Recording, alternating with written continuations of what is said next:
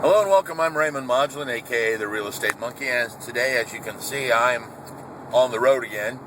So I've got some time to kill, and I thought, what the heck, the law doesn't say I can't blog and drive, does it? So what I thought I'd do is talk to you a little bit about some of the things I've been looking at over the last couple days. Interestingly enough, I had a chance to read an article this last week published by Time Magazine that talked about what consumers look for in real estate agents. What's the number one key element that a consumer would look for when hiring a real estate agent? So I got to thinking about that, and I thought, that's kind of ironic because we'll get to the list here in a minute. What I did was pose this question to other real estate professionals, and I asked them, what do you think a consumer thinks is the most valuable asset or the most valuable quality that we have to make them happy? And the funny thing is, what real estate professionals came back with was not even in the top 5 of what consumers came back with. So there's a big disparity between what they want from us and what we think they want from us. So this can be very key in learning to grow your business if you understand how they think, what they're looking for, and not so much what you think they're looking for. All right? So ironically, the very first word that came to my mind was experience. And experience was the word that I pushed out there, and I thought, that would be very valuable to somebody that had a good knowledge or a good base, and a consumer that wanted a good agent would want somebody with experience. I've got out on my Facebook, I pushed it out, and I came back with like 4 or 5 different words, and ironically there's a couple words that came back 4 or 5 different times. Trust was like the number 2 word that came back. Trust. People want to be able to trust their agent. Confidence came back.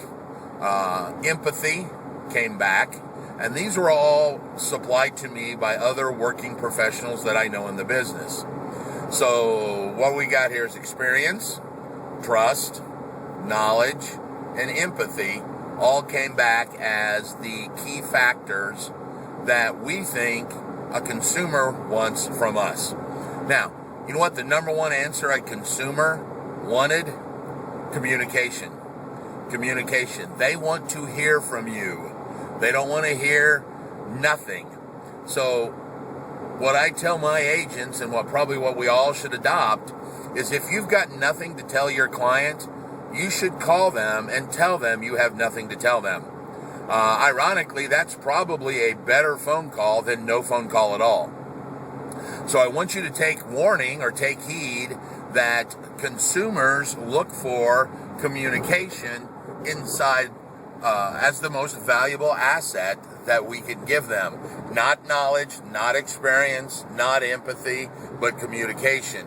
So make sure that you guys continually communicate with your client. Like I said, if you've done nothing, or if there's been no activity, suppose no one's called to schedule a showing, there's been no feedback, nothing, I would suggest that you call and make a comment that, hey, there's been no feedback, there's been no activity at all. That phone call could probably save you a client in the long run. All right? So, just between you and me, communication was number 1.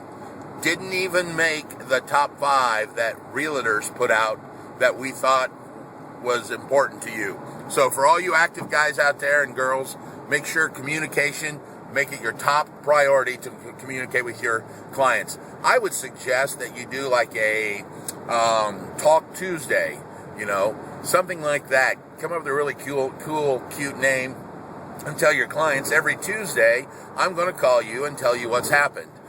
Do a Friday, Freaky Friday or a Phone Friday, something to that, Phone 'em Friday, or I'll phone you Friday kind of guarantee to your clients that says every Friday, I'm going to call you and tell you what happened. Based on this Time Magazine report, communication will probably be the one big factor that can save a lot of clients, all right? thank you and watching. Once again, I'm Raymond Modulin, a.k.a. the Real Estate Monkey, and I'll see you on the other side. Bye.